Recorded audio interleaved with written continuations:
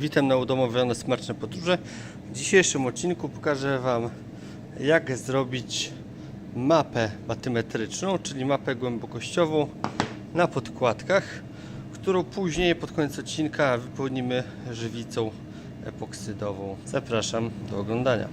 Wczoraj się zastanawiałem, jak z tych podkładek zrobić coś ciekawszego. No okej, są fajne po zawoskowaniu, ale no masa jest takich na rynku. Co prawda to nie jest na sprzedaż, ale chciałem zrobić coś innego, więc stwierdziłem, że trzeba by zrobić takie właśnie mapy. Wczoraj miałem chwilę wolnego czasu, więc wziąłem frezarkę z takim właśnie frezem. No i z ręki pojechałem takie coś. Nie wiedziałem, że to tak fajnie wyjdzie, dlatego nie nagrywałem. No ale jest co pokazać. Dlatego dzisiaj na przykładzie tej dechy, trochę większej, mam nadzieję, że wyjdzie, bo to jest ważne, żeby podstawa łapała chociaż jedną krawędź niewycinaną. Więc może być ciężko, zobaczymy. Ale później zrobimy jeszcze kilka podkładek. No 4 do kompletu, żeby były 2 komplety. I później to zalejemy żywicą. Na chwilę obecną frez jest na taką głębokość, jest to moja maksymalna głębokość jeziora. Ale na początku ustawiłem frez na kilka milimetrów i wykonałem pierwszą, najpłytszą warstwę jeziora.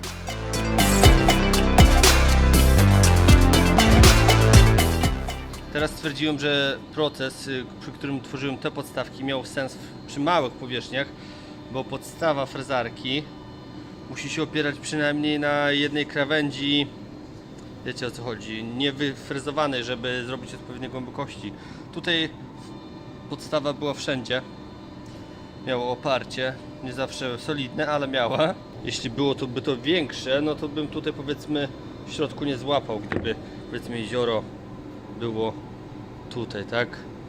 No ale dobra, jedziemy tak jak jest. Teraz przyjadę całość tego jeziorka właśnie tym samym frezem, tą samą głębokością, a później będziemy zwiększać.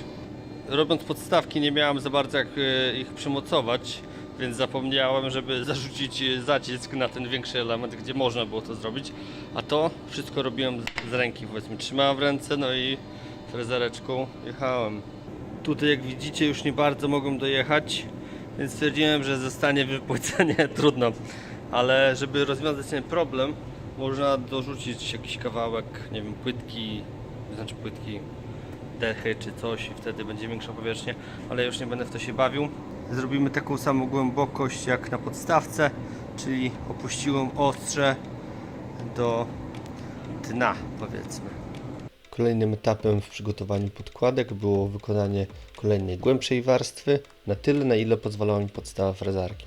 I teraz, gdy już mam środek jeziora wycięte, mogę sobie powiększyć je do tych linii ewentualnie. To taki przykładowy szkic był, żeby mniej więcej wiedział, gdzie mam jechać. Na 2-3 mm. Więc w sumie zrobimy. Czemu nie? Weźmiemy punkt referencyjny z podkładki i poszerzyłem jezioro kilka centymetrów wszerz. Jak zrobić fajną mapę bez dużej podstawy frezarki? Musicie po prostu zacząć od środka. Teraz to sobie uświadomiłem. Przy małej podstawce, jak tutaj, nie ma najmniejszego problemu, możecie zacząć gdzie chcecie. Przy podstawkach sugerowałbym zaczęcie właśnie od kilku milimetrów i schodzenie coraz niżej w głąb, ponieważ wtedy się nie pali ani nic. Bo im głębiej od razu wyjdziecie, będziecie kręcić, powiedzmy tutaj, no to wiadomo, frez się przypali albo coś, albo przypali wam drewno, później będzie to ciężko szlifować. Całkiem to wyszło. Tutaj trochę wypłycone bardzo, ale to plaża dla dzieci będzie najwyżej. Następnie zabrałem się za naszkicowanie z ręki przykładowych kolejnych jezior. Nie chciałem, żeby były takie same, więc wymyślałem i wyszły bardzo różne kształty. No i powtórzyłem cały proces. Wstawiłem frez na kilka milimetrów i pojechałem największe krawędzie w miarę po naszkicowanej linii. Powtórzyłem cały proces tworzenia jeziora, obniżając stopniowo ostrze i frezując kolejne głębokości, a następnie przeszlifowałem to papierem ściernym na gąbce. Przeniosłem się w zacisze domu, gdzie nie ma aż tyle kurzu i загruntujemy te elementy. Przygotowałem bardzo małą ilość żywicy i za pomocą takiego padu zacząłem nakładać żywicę na podkładkę.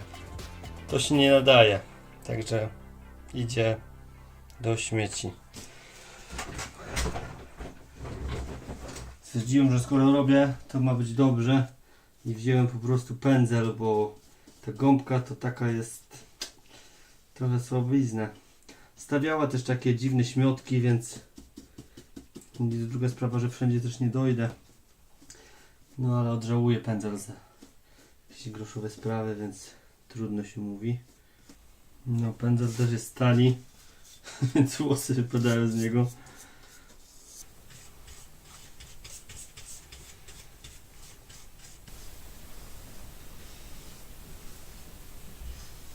Na ten ostatni element wylałem pozostałość kubeczka, czyli 33 gramy w zupełności wystarczyły zagruntowanie frontów. Jutro zrobimy próbę, gdzie wymieszam jeden odcień niebieskiego i zaleję cało od razu i zobaczymy, czy powiedzmy wszystkie warstwy będą uwidocznione i czy będzie właśnie widać ten poziom głębokości. Wracamy do projektu. Teraz będziemy zalewać to wszystko żywicą niebieską. Na początek wezmę jeden kawałek, może najpierw ten, i wymieszam 20, może 30 gramów żywicy z utwardzaczem w jednym odcieniu niebieskiego i zaleję to wszystko, kurde, nie widać, tutaj na równo i zobaczymy, czy będzie widać różnicę koloru, w sensie czy głębokość żywicy spowoduje, że te głębsze warstwy będą ciemniejsze. Jeśli nie, to po prostu odleję część z tej żywicy stąd i resztę rozleję po tych innych kawałkach. Przygotowałem 120 g żywicy z utwardzaczem. Do tego dodałem kilka kropel niebieskiego pigmentu. Wymieszałem wszystko w jednym kubeczku, a później przelałem to do drugiego, żeby dobrze połączyć wszystkie składniki i zacząłem cały proces zalewania. Bardzo satysfakcjonujące. Pierwszym błędem, który popełniłem i zidentyfikowałem, było niezabezpieczenie krawędzi silikonem, tak żeby po zalaniu żywica się nie wylewała. Ok, po zalaniu na płaskim nie było problemu, ale po przestawieniu żywica już się wylewała. Stwierdziliśmy z Agatą, że jednak fajnie będzie, jeśli same dno będzie dużo ciemniejsze, dlatego wymieszałem kolejną partię żywicy, jeszcze ciemniejszą i powoli wlewałem to z kubeczka za pomocą patyczka na najniższe partie, ale tutaj kolejna uwaga, bardzo przydatna byłaby strzykawka. Tutaj było już za późno, ale przy kolejnych projektach na pewno je wykorzystam. Kolejna uwaga, kolejny mój błąd. Po zalaniu najgłębszych partii jeziora powinienem to zostawić przynajmniej na dobę do wyschnięcia, no ale że Arek lubi w miarę szybko robić i się nie zastanawiał, wymieszał kolejną partię żywicy jaśniejszej, no i zalałem całe jeziora do końca, co przysporzyło mi później bardzo dużych kłopotów.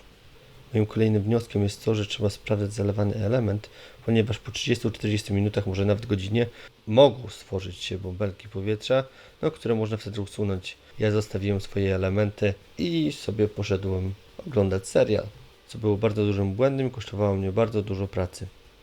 Z tym, że nie wiem, czy duża ilość bąbelków powietrza nie była spowodowana tym, że wylewałem pierwszą głęboką warstwę dna 30 minut wcześniej i żywice zaczęły już wiązać, przez to wyprodukowało się bardzo dużo bąbelków. Po zalaniu elementów rozgrzałem żywicę za pomocą opalarki, ale jak wspomniałem wcześniej, mimo to powstały bąbelki powietrza. Mamy podkładki i nie wiem, czy to będzie widać, ale wcześniej jak zalewałem, to żywica była jakby wypukła. Teraz żywica po związaniu delikatnie się wklęsła, ale mam nadzieję, że lekki szlif jakby zeszlifuje ten kawałek, to ten minimalnie wyższy poziom drewna, bambusa i wszystko się zlicuje fajnie. Zacznę papierem 180, bo myślę, że 120 jest za duża, a papier 240 będzie za mały. Tutaj jeszcze mi się zrobił taki fuck up. Wydaje mi się, że jest on spowodowany moim lenistwem, czyli zalewaniem dwóch warstw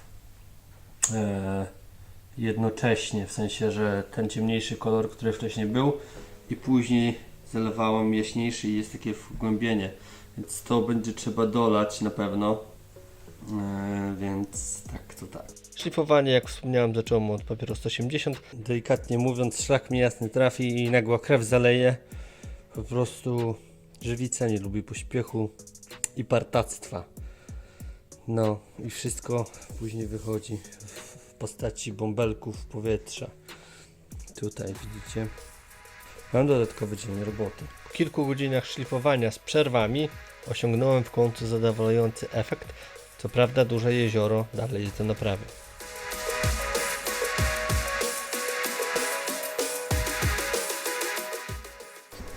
Powiem wam, naszlifowałem się jak głupi. Po prostu tragedią. No ale jest przyzwoicie w miarę. Zaraz zobaczymy, zawoskujemy. Zobaczymy co będzie z jeziorem. Jest problem. Dalej mam taką wyrwę wielką, więc nie wiem jak to uratuję. Czy da to jeszcze radę wyszlifować? Nie wiem, zobaczymy. Na razie wosk. Skończyłem szlifowanie na 500, na 600. Do zabezpieczenia podkładu użyłem Osmo do drzwi i rozsmarowałem to wszystko za pomocą takiej szmatki. Gdyby nie to, byłoby to wszystko fajne. Kurde, tak spartolić. Co prawda to mój drugi projekt z żywicą, no ale mimo wszystko, o teraz dobrze widać, widzicie? Tutaj po lewo, w tym najgłębszym rejonie jeziora. O. No pozostałe też wyszły przyzwoicie, ale niektóre musiałem bardzo mocno zaszlifować. Widzicie, po lewej stronie była taka sama grubość, kilku milimetrów bambusa, no ale musiałem zedrzeć mocno, żeby usunąć te wszystkie bąbelki. Jak na pierwszy tego typu projekt, tak myślę, że wyszło przyzwoicie. Ten duży element będziemy ratować jeszcze w przyszłości na pewno. Na razie muszę odłożyć, bo mnie głowa już od niego boli.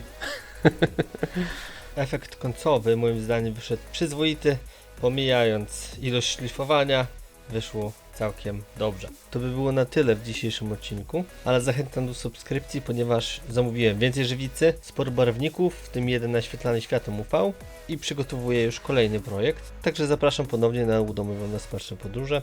Będzie zarówno sporo odcinków o żywicy, jak i o majsterkowaniu koło domu. Pozdrawiam, cześć!